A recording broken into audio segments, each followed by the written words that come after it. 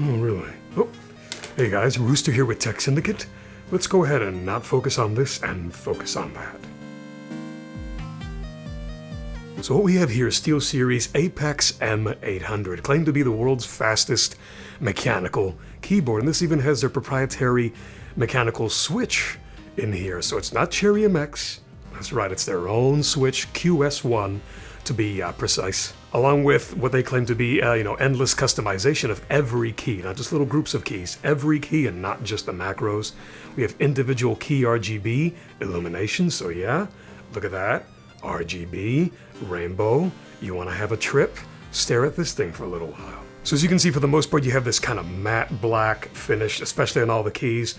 The trim, it has a little bit of gloss, but I'm glad, I'm, so satisfied, relieved rather, that there's not a whole lot of glossy action going on here, because then that's just, dust is going to appear, be seen easily, and just fingerprint magnets. So I'm glad to see that they didn't decide to go on a whole glossy frickin', adventure here, because that's just not that great. But so again, pretty dulled down finish. Nice to see that nice big fat space bar that's expected from SteelSeries. I mean, they always have a big fat space bar here, and it's really comfy.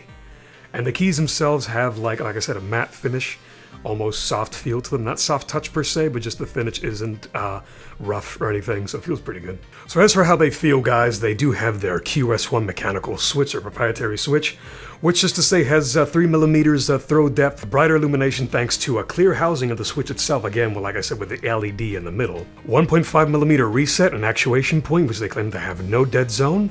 Again, like I said, it's pretty fast, and after doing a type eraser little test online, it's clear, as you can see, it was pretty freaking fast. I was about after maybe 1 or 2 tests, and normally I don't do that good, granted a little bit of a few mistakes, but that's not what this video is about. They claim it to be the world's fastest gaming keyboard, and it's pretty snappy. Wouldn't say the world's fastest, that's subjective and that's marketing, but it is pretty freaking quick. Now the back of the keyboard here, the connectivity, you're going to have a USB pass-through, which is nice to see. Now under the keyboard, when you actually get it out of the box, which I forgot to mention, I actually missed them. I didn't see them at first because they were blending in with the packaging. I just didn't see them. But you get these little nubbins, basically, these little stems that you do pop in and out of the bottom of the keyboard for a height adjust. I maybe would have liked to have seen 3 of them for a little bit more options adjustment-wise, but I guess it's okay. So no big issue there. And there you go, you just really pop them out, as I said, and pop them right back in, pretty straightforward. Now inside the keyboard, guys, you do get dual processors, which are going to handle all the commands, functions, lighting, everything that's going on in this keyboard, which is a plethora of things. On top of what the software is going to show you, so stay, for the rest of this video, check out the software, so you guys see exactly what you can accomplish with this keyboard. I did talk about macro keys, and it does come with a set of macro keys over to the left side, the little circle numbered keys. But basically any key, again, going through the software a bit, you can customize it in any way you want, practically any key, and give it any command, function, whatever you may like. Now the key feel, I don't think I talked about it. It is kind of in between a Cherry MX and borderline rubber dome membrane keyboard is the best way I can describe it. But here's a sample of how it sounds, and I gotta say, coming from mechanical keyboards myself to this has been actually a very comfortable experience for me. I gotta get used to it a little bit because it feels like the layout or maybe spacing of the keys for me is different because I'm used to probably reaching my fingers out more for certain keys on mechanical keyboards. So for this, the grouping may be a little bit tighter in some ways, I suppose. So getting used to it, it's not a learning curve per se, but taking me about a day or so to get used to the fact that I am on another keyboard. That's probably going to be the same way for most people, whether new mouse, new keyboard, etc. But it is comfortable and it actually is pretty fast. But here's a sound of the keys themselves, and you can check it out.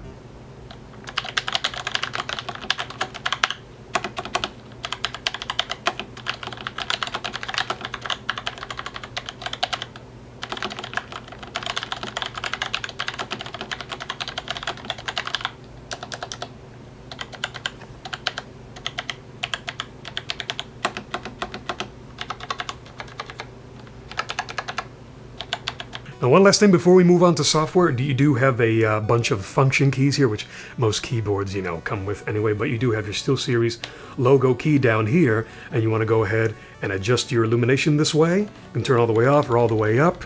But you can do most of this in the software to begin with, but you also have your play buttons, volume up, volume down, mute, etc., etc. So at least you have that. So without further ado, guys, let's go ahead and take a look at the SteelSeries Engine 3 software and see what we can accomplish. So now, as you can see, we're at the interface to mess with the M800 directly. And what I gotta say, one of the first things I noticed about this is really just hold down your left click and you can select everything at once. Just until everything is selected. No big deal. Very intuitive, very easy. Look at that. And I've already had... It looks kind of orangey brown, but since my backgrounds are kind of like woods, you know, dirt, brown oak trees, whatever, you know, whatever I have on my background, I don't even know. Then I figured, you know what, let me try to find a similar color to match my monitors, and just, you know, for the heck of it, that's what I've done. So this will be the rest color, the color that you'll be seeing when it's not idling. So this will be the color, right here as you can see, this will be the color that'll be resting to after active. So once you click it, you know, my reactive typing, it'll be that kind of pinkish purple hot pink thing going on, and then revert to the rest. So you can change all your colors right here. You can change the effects, whether it's going to be a reactive key or just breathing, color shift, a steady color, no changing at all, you know, or disable it altogether. And then you can switch your idle, which my idle is currently set to, it actually doesn't say it, but I do have idles selected as the, where is it? As the horizontal wave, which will just turn it into, well, right now it just shows red, but the actual keyboard itself is a, you know, horizontal wave of a rainbow. Because it's not obviously going to emulate the rainbow here. I mean, I don't see why it wouldn't, but I mean, perhaps the wave itself would be a little bit too more of a resource hog, maybe.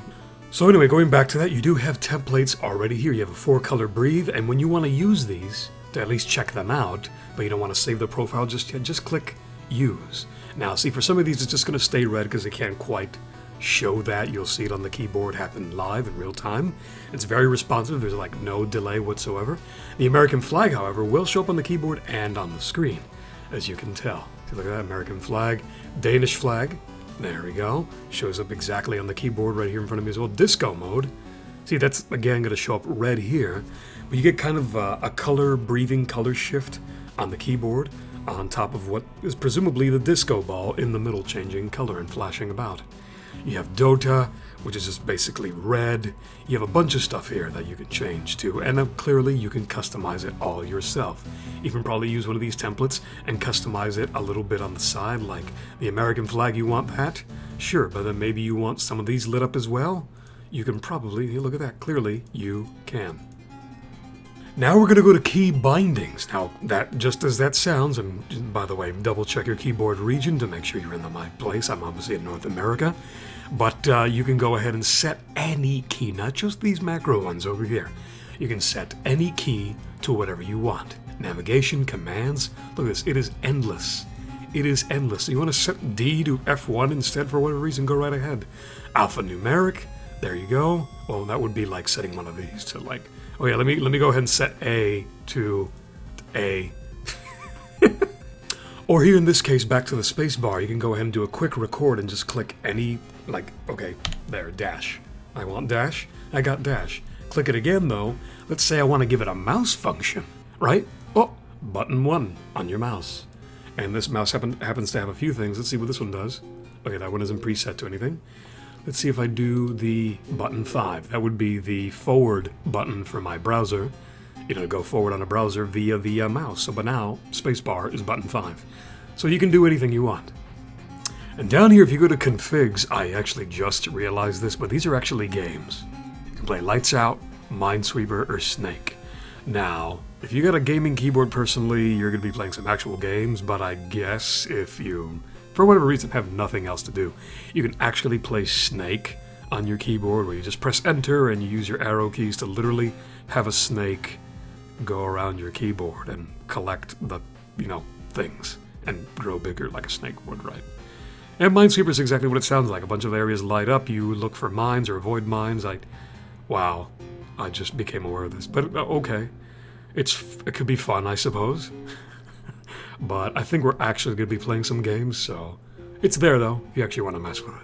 And I'll quickly go over the Game Sense here tab. It looks like you can really customize and, you know, have really the keyboard be ready for you depending on the game that you want to play. Have it look a certain way, for example, for CSGO, or if you're a Dota guy, or even Minecraft apparently. But you can obviously tailor this to perhaps whatever game you may, you know, currently play. Have it look a certain way when a game loads. Just click the profile, etc., etc. So overall, guys, that has been the M800, the Apex M800 by SteelSeries. Hope you guys have liked a bit of what you've seen, and go check it out online, see if it's your thing. So if you want to check out other videos from us, be sure to just check out the gallery here on YouTube, but more so if you want to comment on this or come hang out with us, stop by techsyndicate.com, hang out with us in the forums, all the links over here on the left.